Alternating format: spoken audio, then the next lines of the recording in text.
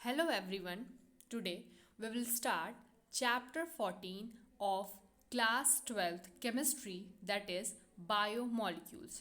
और इस चैप्टर में हम बायोमोलिक्यूल्स के बारे में पढ़ेंगे। जो बायोमोलिक्यूल्स क्या होते हैं? ऐसे मॉलिक्यूल्स जो कि लिविंग बॉडी में या लिविंग सेल्स में पाए जाते हैं, बायोमोलिक्यूल्स कहते हैं, और जिनसे लाइफ जो है वो पॉसिबल होती है ऐसे मॉलिक्यूल्स की वजह से। और बायोमोलिक्यूल्स के बारे में जैसे कार्बोहाइड्रेट्स पाया जाता है हमारे बॉडी में, प्रोटीन पाया जाता है, फैट्स पाए जाते हैं, न्यूक्लिक एसिड पाया जाता है, तो इनके बारे में हम यहाँ पे पढ़ेंगे बायोमोलिक्यूल्स चैप्टर में। तो हम पहले स्टार्ट करेंगे कार्बोहाइड्रेट से। तो let's start the chapter. A living system grows, sustains and reproduces itself. एक लिविंग सिस्टम ग्रो करता है, सस्टेन यानी जीवित रहता है, और रिप्रोड्यूस भी करता है। The most amazing thing about living system is that it is composed of non living atoms and molecules. तो लिविंग सिस्टम की एक बहुत ही अमेजिंग बात है कि जो लिविंग सिस्टम है वो non living atoms and molecule से बना हुआ है। हमारा जो लिविंग सिस्टम है या हम हैं, जो हम लिविंग ऑर्गेनिज्म अपने आसपास देख रहे हैं, वो बना किससे है? Non living atoms and molecule से। The pursuit of knowledge of what goes on chemically within a living system falls in the domain of biochemistry.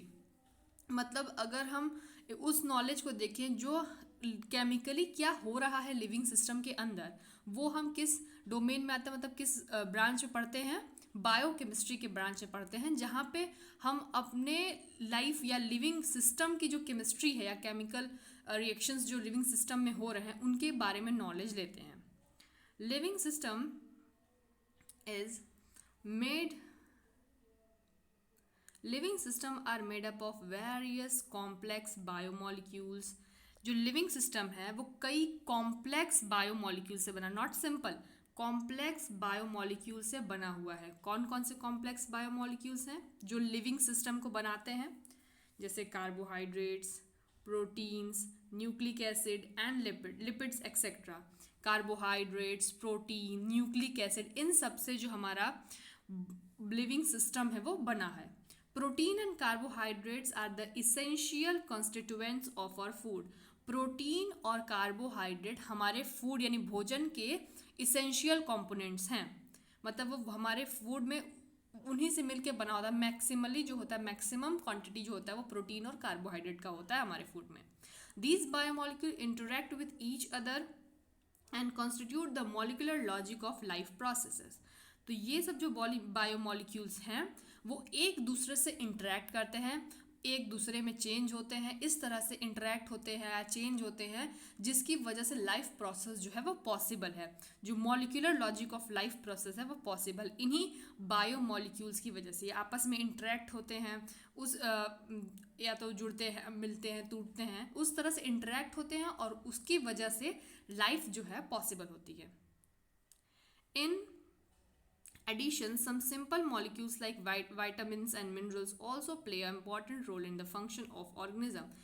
Main जो होता है मतलब ऑर्गन में कॉन्स्टिट्यूएंट तो होता है प्रोटीन और कार्बोहाइड्रेट्स का, लेकिन जो छोटे मॉलिक्यूल्स होते हैं जैसे कि विटामिन्स हैं, मिनरल्स हैं, ये सब भी लिविंग ऑर्गेनिज्म के फंक्शंस को प्ले करने में इंपॉर्टेंट रोल अपना करते हैं। मतलब लिविंग ऑर्गेनिज्म में केवल प्रोटीन और कार्बोहाइड्रेट से ही काम नहीं चलता, यहाँ पे विटामिन्स की भी ज़रूरत पड़ती है, ऑल्दो छोटे क्वांटिटी में ज़रूरत होती है। कार्बोहाइड्रेट हमें लार्ज क्वांटिटी में चाहिए, प्रोटीन हमें लार्ज क्वांटिटी में चाहिए, लेकिन विटामिन्स एंड मिनरल्स थोड़े ही अमाउंट में चाहिए, लेकिन चाहिए, ज़रूरी होता है हमारे फंक्शन के लिए। Some structure and functions of these biomolecule are discussed in this unit. और इन्हीं बायोमोलिक्यूल्स के स्ट्रक्चर और फंक्शन इन यूनिट्स में, इस यूनिट में जो चैप्टर है बायोमोलिक्यूल्स, उसमें हमें पढ़ना है। तो सबसे पहला जो हमें बायोमोलिक्यूल पढ़ना है वो कौन सा है? Carbohydrates. Carbohydrates are primarily produced by plant and form a very large group of naturally occurring organic compound. Carbohydrate जो है वो प्राइमरली मतलब प्राइमरली जो है वो प्लांट से बना होता है और नेचुरली ऑर्गेनिक कंपाउंड का मतलब एक लार्ज अमाउंट बनाता है। एक बार फिर से देखते हैं। Carbohydrate are primarily produce by plant, मतलब मेनली प्लांट से बनता है। जैसे कि आप कार्बोहाइड्रेट जानते होंगे क्या होता है, सुक्रोज होता है, ग्लूकोज होता है, ये सब क्या होता है, प्लांट से बनाया जाता है। एनिमल से कम बनता है, पहले प्लांट से बनता है, क्योंकि प्राइमरी प्रोड्यूसर्स कौन होते हैं, प्लांट होते हैं। तो मेनली ये किससे प्राइमरली पहले प्रोड्यूस होते हैं, प्लांट से। उसके बाद वो एनिमल इस प्लांट को खाएगा तो उसमें दूसरा चेंज होगा, लेकिन मेनली या प्राइमरली किससे प्रोड्यूस होता है, प्लांट से। Form a very large group of naturally occurring organic compound. और ये जो कार्बोहाइड्रेट होता है ये नेचुरली ऑकरिंग ऑर्गेनिक कंपाउंड का एक लार्ज ग्रुप बनाता है, मतलब जो नेचर में ऑर्गेनिक कंपाउंड पाए जा रहे हैं उनका एक लार्ज ग्रुप बनाता है carbohydrates. Some common example of carbohydrates are cane sugar. Cane sugar तो आप जानते होंगे, जो गन्ने से शुगर निकलता है। ग्लूकोज, ग्लूकोज भी सुना होगा। स्टार्च, ग्लूकोज, स्टार्च, ये सब जो हैं ये एग्जाम्पल हैं, कॉमन एग्जाम्पल हैं किसके, कार्बोहाइड्रेट्स के। They have journal formula CxH2O(Y). ये कार्बोहाइड्रेट का जर्नल फॉर्मूला होता है। कार्बोहाइड्रेट मतलब इनिशियली क्या बताया गया था कि कार्बन के हाइड्रेट्स, यानी कार्बन में वाटर जोड़ा गया है, इसलिए कार्बोहाइड्रेट का। देखिए जैसे कि यहाँ पे कार्बन आप देख सकते हैं, एक कार्बन है, कुछ कार्बन है, उसमें वाटर मॉलिक्यूल्स जुड़े हुए हैं। तो पहले डिफिनीशन दी जाती थी कि कार्बन के हाइड्रेट्स, यानी कार्बन से जो वाटर जुड़े हुए हैं उसे कार्बोहाइड्रेट्स कहते हैं। लेकिन बाद में डिफिनीशन चेंज हुई। क्यों चेंज हुई ये देखते हैं हम पहले। कार्बोहाइड्रेट्स CxH2O(Y) पहले कहा जाता था, earlier. They were considered as the hydrates of carbon. देखा मैंने कहा ना कि कार्बन के हाइड्रेट्स कहा जाता था, मतलब कार्बन में वाटर मॉलिक्यूल ऐड हुए हैं, इस तरह से वो कार्बोहाइड्रेट्स बना है। From where name carbohydrate was derived.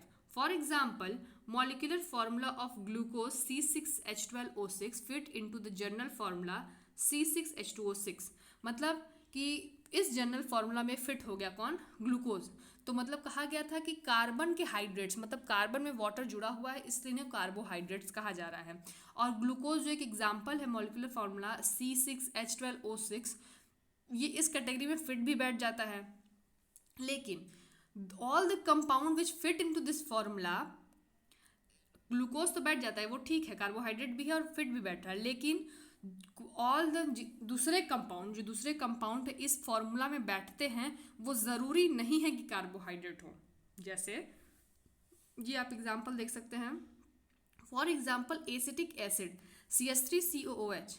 Acetic acid को अगर हम इस फॉर्मूला में बैठाने की कोशिश करें तो शायद ये बैठ जाए, और बैठता भी है। देखिए अगर हम C6 इसको हम फॉर्मूला में लिखें तो क्या लिखेंगे, C, 2 कार्बन है तो C2, फिर H3, H4 है एंड O2। तो इसको हम कैसे लिख सकते हैं जनरल फार्मूला में, फिर से एक बार लिखते हैं जैसे इसमें लिखा वाटर के फार्मूला में C2H2O2, ये लिख सकते हैं इसको हम।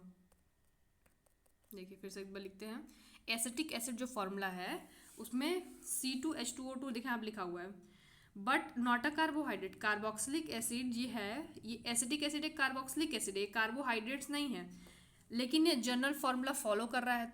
इस तरह से ये हमारा जो डिफिनीशन था कि जो भी कार्बन के हाइड्रेट्स होंगे या इस जनरल फार्मूला में आते होंगे वो कार्बोहाइड्रेट होंगे, ये गलत हो गया। क्योंकि बहुत कंपाउंड्स ऐसे हैं जो इन फार्मूला को तो फॉलो करते हैं लेकिन वो कार्बोहाइड्रेट्स नहीं होते हैं। तो फिर कौन से डिफिनीशन दी जाए कि सारे ही जो कार्बोहाइड्रेट्स हैं वही इस डिफिनीशन में आ जाए, मतलब एक ऐसी डिफिनीशन जो उन्हीं मॉलिक्यूल्स को कंसिडर करे जो कि एक्चुअल में कार्बोहाइड्रेट्स हैं। तो नए डिफिनीशंस नए समय में आए, और कुछ ऐसी भी फॉर्मूलेस थे जो इस फॉर्मूले में मतलब अप्लाई नहीं होते थे लेकिन फिर भी वो कार्बोहाइड्रेट्स थे। जैसे एक एग्जांपल यहाँ एनसीईआरटी में दिया हुआ है, रैमनोज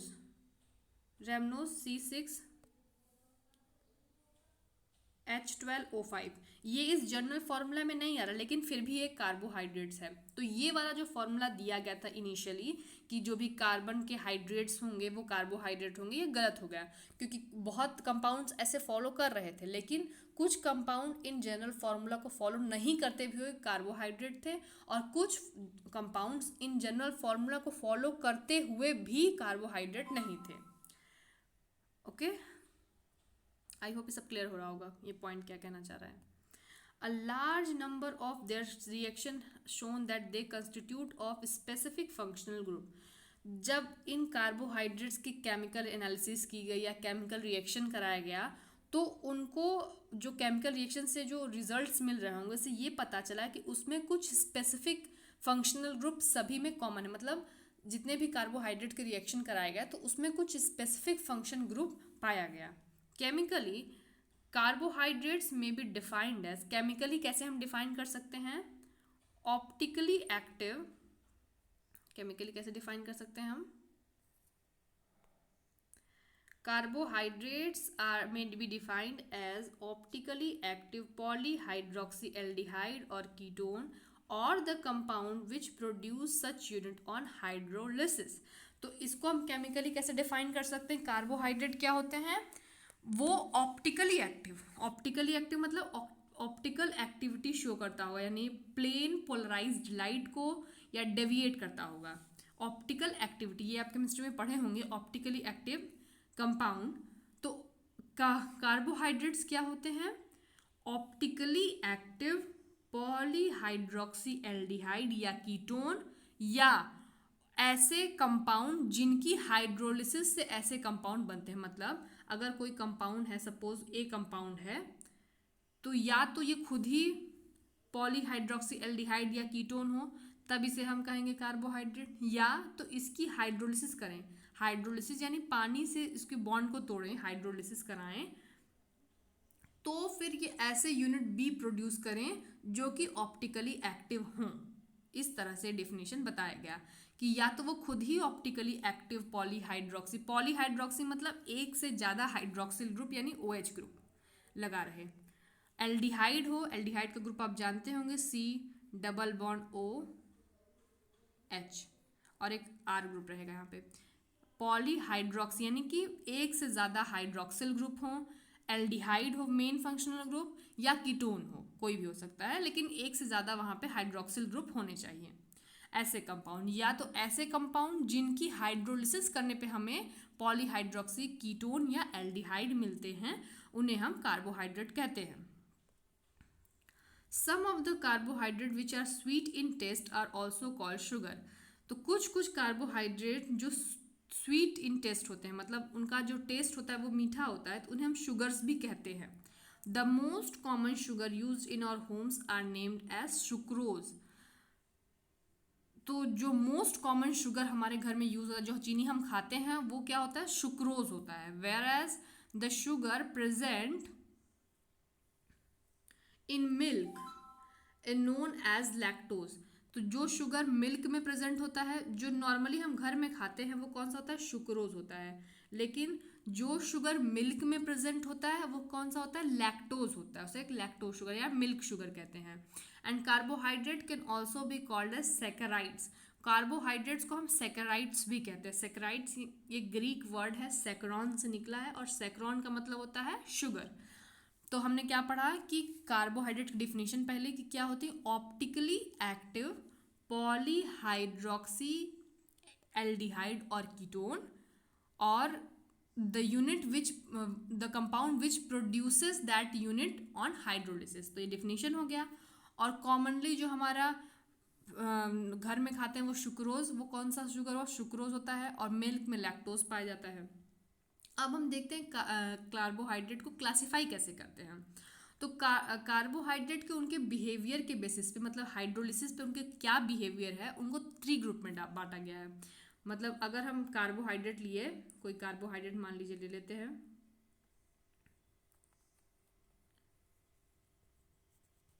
तो कार्बोहाइड्रेट की अगर हम हाइड्रोलिसिस कराते हैं, ठीक है, हाइड्रोलिसिस के बेसिस पे क्लासिफिकेशन हो रहा है. अगर हाइड्रोलिसिस कराए और हाइड्रोलिसिस नहीं हुई, मतलब उस कार्बोहाइड्रेट की हाइड्रोलिसिस नहीं हुई, तो उन्हें हम कहेंगे मोनोसेक्राइड. और उनकी हाइड्रोलिसिस हुई और 2 से 10 यूनिट हमें मिले, मतलब एक कार्बोहाइड्रेट लिए, उनकी हाइड्रोलिसिस करने पे हमें 2 से 10 यूनिट कार्बोहाइड्रेट के मिले, तो उन्हें कहेंगे ऑलिगोसेक्राइड्स. क्या, ऑलिगो.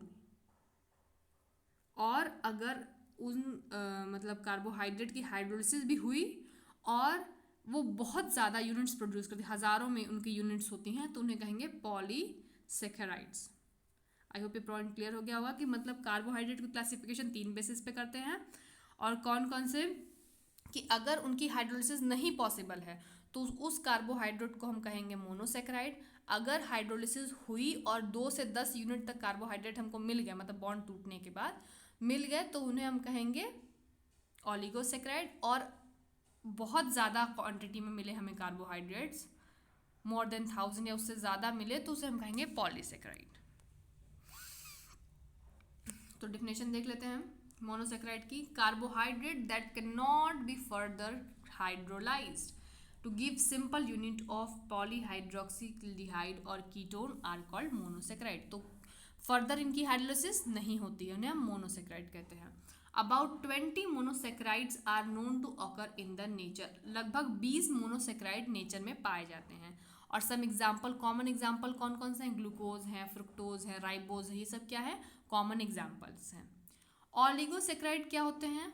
जो 2 से 10 यूनिट मोनोसेक्राइड्स के बनाए, मतलब हाइड्रोलिसिस करने पे 2 से 10 मोनोसेक्राइड की यूनिट्स को प्रोड्यूस करें, उन्हें हम कहते हैं ऑलिगोसेक्राइड्स। ठीक है। और फर्दर इन्हें हम कितने वो यूनिट्स मोनोसेक्राइड के प्रोड्यूस कर रहे हैं उस बेसिस पे डिफाइन कर सकते हैं। जैसे कि ऑलिगोसेक्राइड है और उसकी हाइड्रोलिसिस की है और हमको 2, मान लीजिए ऑलिगोसेक्राइड है, उनकी हाइड्रोलिसिस की है और हमको दो हमको मोनोसेक्राइड मिल गए, तो इसे हम कहेंगे डाइसेक्राइड, क्योंकि ये 2 मोनोसेक्राइड दे रहा है। अगर 3 दे रहा होता तो ट्राइसेक्राइड, 4 दे रहा होता तो टेट्रासेक्राइड। इस तरह से क्लासिफाई करते हैं ऑलिगोसेक्राइड को फर्दर। तो फर्दर क्लासिफाइड डाइसेक्राइड, ट्राइसेक्राइड, टेट्रासेक्राइड, इस तरह से हम फर्दर क्लासिफाई करते हैं depending on the number of monosaccharide they produce on hydrolysis. Hydrolysis पे कितने मोनोसेक्राइड वो बना रहे हैं उस बेसिस पे हमको monosaccharide, disaccharide, trisaccharide, tetrasaccharide, sorry disaccharide, tri and tetrasaccharide, इस तरह से कह सकते हैं। Among these most common are disaccharide, और इनमें भी ट्राई, टेट्राई, सब में भी डाइसेक्राइड जो है वो ज़्यादा कॉमन है। और 2 monosaccharide unit can be obtained by hydrolysis of disaccharide may be same और डिफरेंट। तो जो 2 मोनोसेक्राइड मिल रहे हैं हाइड्रोलिसिस पे, वो सेम भी हो सकते हैं और डिफरेंट भी हो सकते हैं। मतलब एक डाइसेक्राइड लिए उसकी हाइड्रोलिसिस कराएं, तो जो हमें 2 मोनोसेक्राइड मिलेंगे, हो सकता है वो दोनों सेम हो सकता है वो दोनों डिफरेंट भी हों। For example, a molecule of sucrose on hydrolysis give 1 molecule of glucose and 1 molecule of fructose, whereas maltose give 2 molecule of glucose. तो हम अगर उसकी बात करें ग्लूकोज की, सॉरी सुक्रोज की बात करें, तो सुक्रोज की हाइड्रोलिसिस करने पे हमको 2 मोनोसेक्राइड मिलेंगे। कौन कौन से? एक तो मिलेगा ग्लूकोज और दूसरा मिलेगा फ्रुक्टोज। तो मतलब हमारा सुक्रोज जो है इन दोनों मोनोसेक्राइड यानी ग्लूकोज और फ्रुक्टोज से बना हुआ है। और दूसरा एग्जांपल दिया माल्टोज का, तो माल्टोज को अगर हम माल्टोज की हाइड्रोलिसिस कराएंगे तो हमें 2 यूनिट ऑफ क्या मिलेंगे? ग्लूकोज, यानी कि 2 ग्लूकोज मॉलिक्यूल से मिलकर माल्टोज बनता है। और जैसे हमने कहा कि ये सेम भी हो सकते हैं, डिफरेंट भी हो सकते हैं, तो ग्लूकोज तो सेम होंगे, दोनों ग्लूकोज ही हैं तो दोनों सेम है। लेकिन जब सुक्रोज की बात करें तो उसमें एक फ्रुक्टोज भी था और एक ग्लूकोज भी था। ठीक है। अब नेक्स्ट आते हैं पॉलीसेक्राइड क्या होते हैं। Polysaccharides carbohydrates which yield a large number of monosaccharide unit on hydrolysis are called polysaccharide। तो पॉलीसेक्राइड का नाम, मतलब पॉली जहाँ पे हो जाएगा मोर हो जाता है मेनी, तो कई saccharide, large number of sugar या मोनोसेक्राइड यूनिट को प्रोड्यूस करे, उन्हें हम कहते हैं पॉलीसेक्राइड। और कॉमन एग्जांपल क्या है पॉलीसेक्राइड के? स्टार्च, सेल्यूलोज, ग्लाइकोजन, गम एक्सेट्रा। और पॉलीसेक्राइड जो होते हैं वो स्वीट इन टेस्ट नहीं होते हैं, इसलिए इन्हें नॉन शुगर भी कहते हैं। मतलब क्योंकि मोनोसेक्राइड थोड़े स्वीट इन टेस्ट थे तो उनको हम शुगर कहते थे, पॉलीसेक्राइड स्वीट इन टेस्ट नहीं होते हैं इसलिए इन्हें हम नॉन शुगर कहते हैं। स्टार्च कहाँ पाया जाता है? एनिमल बॉडी में, जैसे कि फोटोसिंथेसिस हो रहा है, फोटोसिंथेसिस के दौरान क्या बनता है? ग्लूकोज बनता है। लेकिन ग्लूकोज को क्या करते हैं? स्टोर नहीं करते हैं। प्लांट्स जो होते हैं ग्लूकोज को स्टोर नहीं कर पाते हैं। उसके कई रीजंस हैं। ग्लूकोज को क्यों नहीं स्टोर करते? क्योंकि पहला तो वो ऑप्टिकली एक्टिव होता है, जिसकी वजह से जहाँ भी जाएगा उसमें ऑस्मोटिक एंट्री ज़्यादा हो जाएगी वाटर की। जैसे मान लीजिए अगर किसी सेल में ग्लूकोज ज़्यादा है तो वहाँ वाटर मॉलिक्यूल की एंट्री ज़्यादा होगी। और क्योंकि जो ग्लूकोज होता है उसमें अगर ग्लूकोज का पॉलीमर बनाते हैं यानी कि स्टार्च बनाते हैं तो उसमें वाटर मॉलिक्यूल का एलिमिनेशन होता है, जिससे कम स्पेस में भी उस पॉलीमर को हम रख पाते हैं। तो इसीलिए प्लांट जो है बनाते तो ग्लूकोज हैं फोटोसिंथेसिस में, लेकिन उसको स्टोर करते हैं स्टार्च के फॉर्म में। क्यों करते हैं? क्योंकि स्टार्च जो है ग्लूकोज के पॉलीमराइजेशन से बना है और पॉलीमर बनने में कुछ वाटर मॉलिक्यूल्स का लॉस होता है। लॉस होने की वजह से वहाँ पे जो कम स्पेस में भी ये सब एडजस्ट हो जाते हैं। और स्टार्च कहाँ पाया जाता है? प्लांट्स में पाया जाता है। सेल्यूलोज कहाँ पाया जाता है? प्लांट के सेल वॉल में। प्लांट होता है, प्लांट सेल होते हैं, उन सेल के सेल वॉल में पाया जाता है सेल्यूलोज। ग्लाइकोजन भी एक स्टोरेज पॉलीसेकेराइड होता है जो कि ह्यूमन बॉडी में ही, मतलब ह्यूमन बॉडी में नहीं, एनिमल्स में पाया जाता है। जैसे कि जिस तरह से स्टार्च जो प्लांट में स्टोरेज की तरह काम करता है, उसी तरह से जो ग्लाइकोजन होता है वो एनिमल में स्टोरेज पॉलीसेकेराइड की तरह काम करता है। गम्स पेड़ से या उनके कुछ सिक्रीशंस होते हैं, वो पेड़ों से निकलते हैं गम्स। क्योंकि ये स्वीट इन टेस्ट नहीं होते, इन्हें नॉन शुगर कहते हैं। और कार्बोहाइड्रेट को फर्दर हम रिड्यूसिंग या नॉन रिड्यूसिंग के टर्म में भी डिफाइन कर सकते हैं। Reducing sugar and non reducing sugar. क्यों? क्योंकि जो carbohydrate which reduces Fehling solution Tollens reagent are referred as reducing sugar. ऐसे कार्बोहाइड्रेट जो कि फेलिंग सॉल्यूशन को और टॉलेंस रिएजेंट, जो आप एल्डिहाइड कीटोन चैप्टर में पढ़े होंगे, उन रिएजेंट्स को ये क्या करते हैं? रिड्यूस करते हैं। तो वो जो शुगर होते हैं उन्हें हम रिड्यूसिंग शुगर कहते हैं। उनको रिड्यूस कर रहे हैं यानी खुद क्या हो रहे होंगे? ऑक्सीडाइज हो जा रहे होंगे। तो ऐसे कार्बोहाइड्रेट जो फेलिंग और टॉलेंस रिएजेंट को, टॉलेंस रिएजेंट अमोनिकल सोल्यूशन होता है सिल्वर का, तो इसको अगर रिड्यूस कर रहे हैं तो खुद भी क्या हो जाएंगे? ऑक्सीडाइज हो जाएंगे। तो all the monosaccharide either aldose और ketose are reducing sugar. Aldose ketose क्या होते हैं? जिसमें हमने बताया कि पॉलीहाइड्रोक्सी एल्डिहाइड होगा तो उसको हम कहेंगे एल्डोज, और पॉलीहाइड्रोक्सी कीटोन होगा तो उसको हम कहेंगे कीटोज। तो जो शुगर फेलिंग और टॉलेंस रिएजेंट को रिड्यूस कर देंगे उन्हें हम कहेंगे रिड्यूसिंग शुगर, और जो नहीं रिड्यूस कर पाएंगे उन्हें हम नॉन रिड्यूसिंग शुगर कहेंगे। Okay. Further monosaccharide are classified on the basis of number of carbon. अब मोनोसेक्राइड को नंबर ऑफ कार्बन के बेसिस पे क्लासिफाई किया गया, और कौन से फंक्शनल ग्रुप उसमें प्रेजेंट है, जैसे एल्डिहाइड है मेन फंक्शनल ग्रुप या कीटोन है, तो उस हिसाब से क्लासिफाई किया गया। अगर मोनोसेक्राइड में एल्डिहाइडिक ग्रुप है तो उन्हें हम क्या कहेंगे? एल्डोज। क्या कहने वाले हैं? एल्डोज। अगर एल्डिहाइडिक ग्रुप है तो उसमें कहेंगे एल्डोज, और अगर उसमें कीटो ग्रुप है, कीटोन वाला ग्रुप है, तो उसे कहेंगे कीटोज। और नंबर ऑफ एटम्स के बेसिस पे मतलब वो मोनोसेक्राइड कितने एटम से मिलके बना है, उनके नेम इस तरह से होते हैं, जो टेबल बनाया है 4.1 में। देखते हैं कौन सा टेबल है। तो हाँ देखिए यहाँ पे अगर 3 कार्बन है तो हम in general form name term क्या होगा? ट्रायोज। एंड अगर एल्डिहाइड हुआ तो कहेंगे एल्डोट्रायोज, और कीटोन होगा तो कीटोट्रायोज। उसी तरह से अगर 4 होगा तो टेट्रोज, एल्डोटेट्रोज, कीटोटेट्रोज। उसी तरह पेंटोज, एल्डोपेंटोज, कीटोपेंटोज। इस तरह से हेक्सोज, एल्डोहेक्सोज, कीटोहेक्सोज। हेप्टोज, एल्डोहेप्टोज, कीटोहेप्टोज। मतलब यहाँ पे कीटोन ग्रुप प्रेजेंट होगा तो कीटोज हो जाएगा, यहाँ कीटोन ग्रुप प्रेजेंट होगा, और यहाँ पे एल्डिहाइड ग्रुप प्रेजेंट होगा तो एल्डोज, और 3 होगा कार्बन तो ट्रायोज, 4 होगा टेट्रोज, पेंटोज। इस तरह से क्लासिफाई करते हैं मोनोसेक्राइड को। अब हम पढ़ेंगे एक important monosaccharide that is glucose के बारे में। ये हमने जनरली पढ़ लिया, अब हम ग्लूकोज के बारे में पढ़ेंगे। Glucose occur freely in nature as well as in combined form. Glucose जो है वो फ्रीली भी नेचर में पाया जाता है और कंबाइंड फॉर्म में भी पाया जाता है, मतलब एक अकेला ग्लूकोज मतलब फ्री भी पाया जा सकता है और किसी के साथ कंबाइंड फॉर्म में भी पाया जा सकता है। It is present in sweet fruit and honey.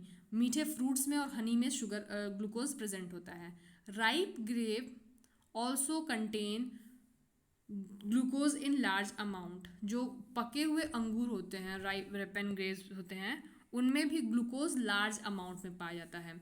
और ग्लूकोज को हम प्रिपेयर कैसे कर सकते हैं, ग्लूकोज की प्रिपरेशन कैसे हो सकती है, दो मेथड होता है। पहला मेथड होता है सुक्रोज से। सुक्रोज यानी केन शुगर, केन शुगर यानी जो गन्ने से बनता है वो शुगर, सुक्रोज से। तो सुक्रोज को क्या करते हैं हम, बॉयल करते हैं डाइल्यूट हाइड्रोक्लोरिक एसिड में या H2SO4 सोल्यूशन में, से ग्लूकोज और फ्रक्टोज हमको मिल जाते हैं इक्वल अमाउंट में। यहाँ पे हाइड्रोलिसिस हो जाती है एसिडिक मीडियम में, हाइड्रोलिसिस होती है केन शुगर की, और फिर हमसे उससे ग्लूकोज और फ्रुक्टोज मिलता है। तो उसका देखते हैं क्या है फॉर्मूला। देखिए यहाँ पे बना है ना सुक्रोज, सुक्रोज का फॉर्मूला होता है C12H22O11। सुक्रोज का ये फॉर्मूला होता है C12H22O11।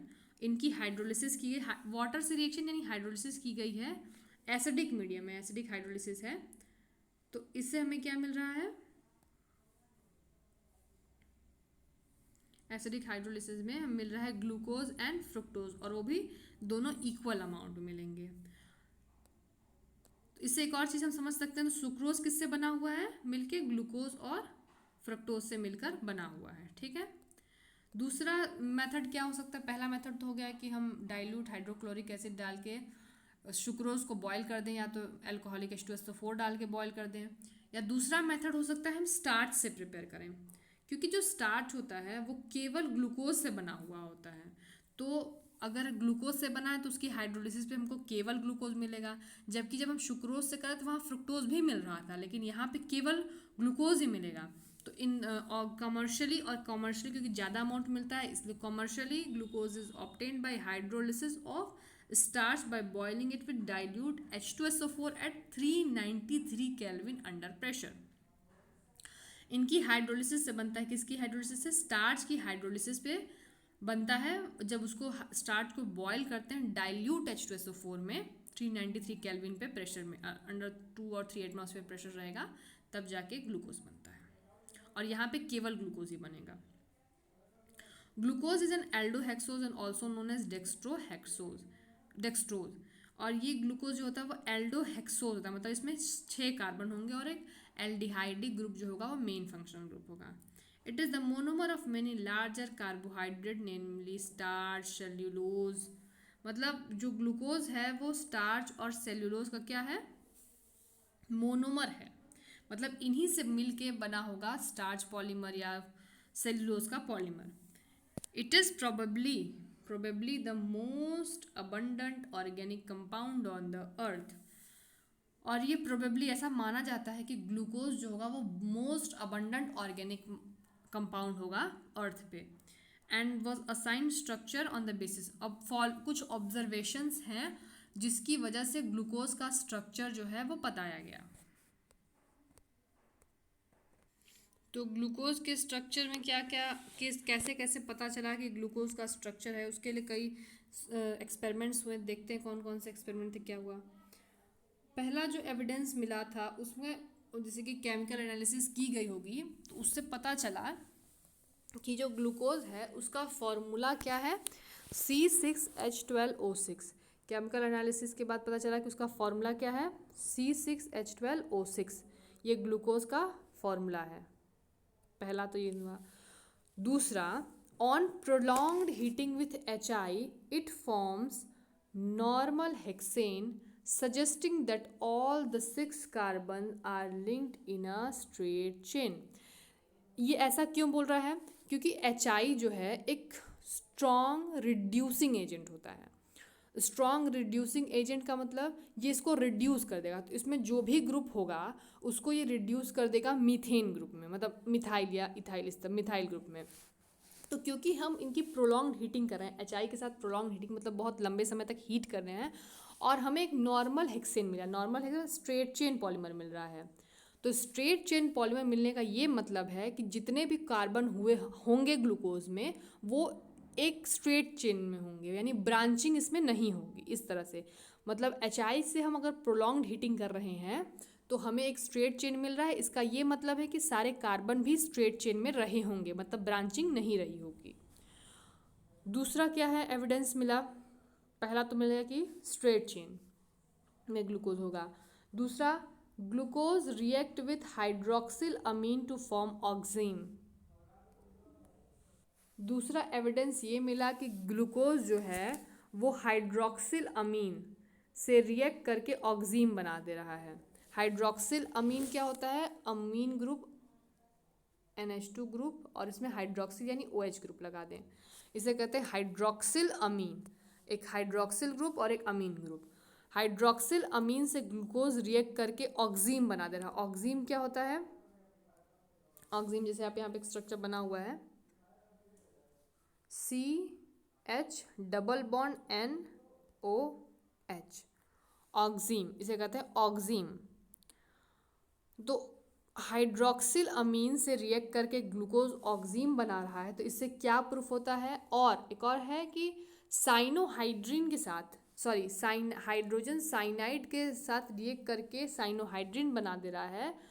तो ये जो रिएक्शंस हैं वो कंफर्म करती हैं कि जो ग्लूकोज है उसमें एक कार्बोनिल ग्रुप हुआ, क्योंकि ये जो रिएक्शंस हैं ये कार्बोनिल ग्रुप वाले कार्बन्स देते हैं। मतलब कि कोई रिएक्शन है वो कार्बोनिल ग्रुप देता है, और वो रिएक्शन हमको प्रूफ हो रहा है, यहाँ पे हाइड्रोक्सिल अमीन बन जा रहा है और ऑक्सीम, मतलब हाइड्रोक्सिल अमीन से रिएक्शन करके ऑक्सीम बन जा रहा है, और फिर साइनाइड हाइड्रोजन साइनाइड से HCN से रिएक्ट करके साइनोहाइड्रिन बन रहा है। तो इससे ये प्रूफ होता है कि इन जो ग्लूकोज मॉलिक्यूल है इसमें कौन से ग्रुप होंगे, कार्बोनिल ग्रुप प्रेजेंट होंगे। तो पहला पॉइंट मिला कि कार्बन जो इसमें जो फार्मूला जनरल फार्मूला मिला C6H12O6 मिला। दूसरा मिला कि प्रोलॉन्ग्ड हीटिंग करने पे HI से हमें एक स्ट्रेट चेन मिल रहा है, यानी कि ये स्ट्रेट चेन से बना होगा। तीसरी बात यह है कि हाइड्रोक्सिल अमीन से रिएक्ट करने पे ऑक्सीम बना दे रहा है, और साइनाइड से हाइड्रोजन साइनाइड से रिएक्शन करने के बाद बना दे रहा है साइनोहाइड्रिन, यानी कि इसमें एक कार्बोनिल ग्रुप है। चौथा प्रॉपर्टी क्या मिली, glucose get oxidise to 6 carbon carboxylic acid gluconic acid on reaction with mild oxidising agent like bromine water. तो ये देखा गया कि जो ग्लूकोज है अगर हम उसको माइल्ड ऑक्सी मतलब बहुत हल्का सा ऑक्सीडाइजिंग एजेंट उसके अंदर डालते हैं तो वो पूरा ग्लूकोनिक एसिड में चेंज हो जाएगा, जिसमें एक कार्बोक्सिलिक एसिड ग्रुप होता है। तो ऐसा क्यों होगा, देखिए अगर मेरे पास एल्डिहाइड है और कीटोन है, क्योंकि हमको ये पता है कि अगर कोई कार्बोहाइड्रेट है तो वो पॉलीहाइड्रोक्सी एल्डिहाइड होगा या कीटोन होगा। तो अगर हम माइल्ड ऑक्सीडाइजिंग एजेंट यूज़ कर रहे हैं और कार्बोक्सिलिक एसिड में चेंज हो रहा हो तो ये श्योरली है कि इसमें एल्डिहाइडिक ग्रुप होगा, क्योंकि एल्डिहाइडिक ग्रुप इतना रिएक्टिव होता है कि उसमें थोड़ा सा भी अगर हम माइल्ड ऑक्सीडाइजिंग एजेंट भी अगर डालते हैं तो वो कार्बोक्सिलिक एसिड में आसानी से ऑक्सीडाइज हो जाता है, क्योंकि माइल्ड ऑक्सीडाइजिंग एजेंट पे भी ऑक्सीडाइज हो जा रहा है। इससे ये प्रूफ होता है कि यहाँ पे एल्डिहाइडिक ग्रुप होगा, कार्बोनिल ग्रुप तो होगा लेकिन कौन सा, एल्डिहाइडिक ग्रुप होगा। This indicate the presence of carbonyl group is present in the aldehydic group, और ये प्रूफ करता है कि एल्डिहाइडिक ग्रुप ग्लूकोज में प्रेजेंट होगा। ब्रोमीन वाटर क्या है, माइल्ड ऑक्सीजन, बहुत ही हल्का ऑक्सीडाइजिंग एजेंट है, और हल्का ऑक्सीडाइजिंग एजेंट अगर ऑक्सीडाइज कर दे रहा है तो जो ग्रुप को जिस ग्रुप को ऑक्सीडाइज कर रहा होगा वो एल्डिहाइड होगा, कीटोन नहीं होगा, क्योंकि कीटोन को मतलब ऑक्सीडाइज करने के लिए एक स्ट्रॉन्ग ऑक्सीडाइजिंग एजेंट की ज़रूरत होती है। तो यहाँ ग्लूकोनिक एसिड में देख सकते हैं यहाँ पे एल्डिहाइड ग्रुप था जिसकी ऑक्सीडाइजिंग एजेंट से ट्रीट किए तो ऑक्सीडाइज हो गया, एल्डिहाइड हो गया, कार्बोक्सिलिक एसिड में ऑक्सीडाइज, जिसे हम ग्लूकोनिक एसिड कहते हैं। The acetylation of glucose with acetic anhydride give glucose pentaacetate which confirm the presence of 5 OH groups। जब हम एसिटाइलेशन करें मतलब एसिटाइल ग्रुप जोड़ रहे हैं, एसिटाइल ग्रुप देखिए ये होता है OCH3 OCH3 ये वाला ग्रुप जो होता है वो एसिटाइल ग्रुप होता है। तो एसिडिक एनहाइड्राइड से जब इसका एसिटाइलेशन कर रहे हैं ग्लूकोज का, तो हमें पेंटा एसिटेट मिल रहा है, जिससे ये प्रूफ होता है कि, और वो जो पेंटा एसिटेट मिल रहा है वो स्टेबल भी है, तो इससे ये प्रूफ होता है कि जो OH ग्रुप प्रेजेंट है वो डिफरेंट कार्बन पे है। अगर देखिए एसिडिक एनहाइड्राइड क्या होता है, उसका बता देते हैं structure, CH3 C double bond O O CH double bond O and CH3, ये होता है एसिटिक एनहाइड्राइड का। ये किसे रिएक्ट करता है, OH ग्रुप से। तो अगर रिएक्शन के बाद 5 पेंटा एसिटेट बन रहे हैं, यानी कि पांचों कार्बन पे एसिटेट बन रहा है, तो उस पे पांचों कार्बन पे हाइड्रोक्सिल ग्रुप होगा। और क्योंकि ये स्टेबल भी है, अगर एक ही कार्बन पे इतने हाइड्रोक्सिल ग्रुप होते तो स्टेबल नहीं होते, लेकिन वो स्टेबल भी है, इसका मतलब है कि जो OH ग्रुप होगा वो डिफरेंट कार्बन पे अटैच होगा। मतलब 6 कार्बन है ना C6H12O6 में, तो उन 5 कार्बन पे अलग अलग अटैच होगा, एक ही कार्बन पे अटैच नहीं होगा। And on oxidation with nitric acid, glucose as well as gluconic acid both yield dicarboxylic acid, saccharic acid. और नाइट्रिक एसिड थोड़ा सा स्ट्रॉन्ग ऑक्सीडाइजिंग एजेंट है, तो अगर हम ग्लूकोज को और ग्लूकोनिक एसिड दोनों को हम स्ट्रांगली हीट, मतलब नाइट्रिक एसिड से हीट करते हैं, तो दोनों सैकरिक एसिड है। सैकरिक एसिड में 2 COH ग्रुप होंगे और बाकी CH4OH तो होगा ही, 2 COH ग्रुप होंगे। और ग्लूकोनिक में एक कार्बोक्सिलिक ग्रुप है, जबकि इसमें एक भी कार्बोक्सिलिक ग्रुप नहीं है। तो दोनों के ऑक्सीडेशन पे दो हमें डाई कार्बोक्सिलिक एसिड मिल रहे हैं, सैकरिक एसिड मिल रहे हैं, जो कि इंडिकेट करता है the presence of primary alcoholic group in glucose. तो ग्लूकोज में प्राइमरी अल्कोहलिक ग्रुप होगा तभी हमें एक सैकरिक एसिड मिल रहा है, ये प्रूफ होता है।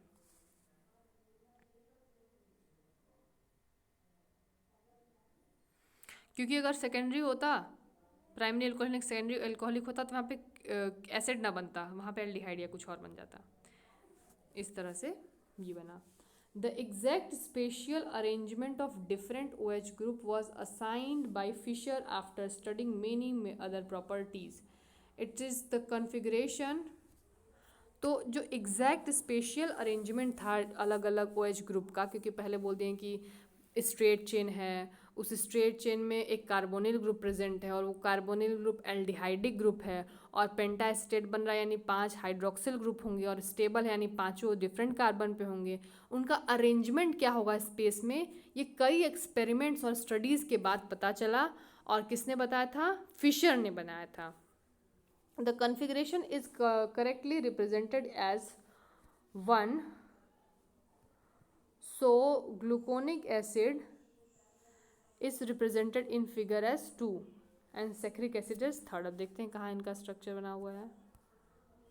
देखिए पहला कौन सा है, ग्लूकोज है, दूसरा कौन सा है, ग्लूकोनिक एसिड है, और तीसरा कौन सा, सैकरिक एसिड है। ठीक है, तब इनका स्पेशल अरेंजमेंट देख लेते हैं। पहले वाले में एक एल्डिहाइडिक ग्रुप है, और जो कार्बन नंबर 1 है, सॉरी कार्बन नंबर 2 है, 4 है, 5 है, एक नंबर याद कर लिए 245। 245 याद कर लीजिए। 245 याद कर लेंगे तो मतलब दूसरा कार्बन, चौथे कार्बन और पांचवें कार्बन पे hydroxyl group right hand side है ग्लूकोज में। किसमें, ग्लूकोज में। याद कर लीजिए 245। तो दूसरे कार्बन, चौथे कार्बन और पांचवें कार्बन पे जो OH ग्रुप है, ये सब चीज़ें याद होनी चाहिए, स्ट्रक्चर पूछ सकता है। तो दूसरे कार्बन, चौथे कार्बन और पांचवें कार्बन पे OH ग्रुप है राइट हैंड साइड। ठीक है, दूसरा सैकरिक एसिड में सेम स्ट्रक्चर, बस यहाँ एल्डिहाइडिक ग्रुप के जहाँ यहाँ एसिडिक ग्रुप आ गया, और तीसरे में यहाँ पे प्राइमरी हाइड्रोक्सिल ग्रुप के जगह यहाँ पे कार्बोक्सिलिक एसिड आ गया। तो ये तो समझ में आ ही गया होगा सारा स्ट्रक्चर आपको। और ये 245 कोड याद करिएगा। 245 बस याद करने के लिए कि दूसरे चौथे और पांचवें कार्बन पे हाइड्रोक्सिल ग्रुप कौन सा है, राइट हैंड साइड है ग्लूकोज में। तो आज के लिए हम इतना ही पढ़ते हैं, उसके बाद हम थोड़ा सा इसको और आगे पढ़ेंगे और उसके बाद हम इसके ग्लूकोज के साइक्लिक स्ट्रक्चर पढ़ेंगे। थोड़े थोड़े पार्ट्स में हम वीडियो बनाएंगे और कैसा वीडियो लगा ज़रूर बताइएगा कमेंट में। Thank you.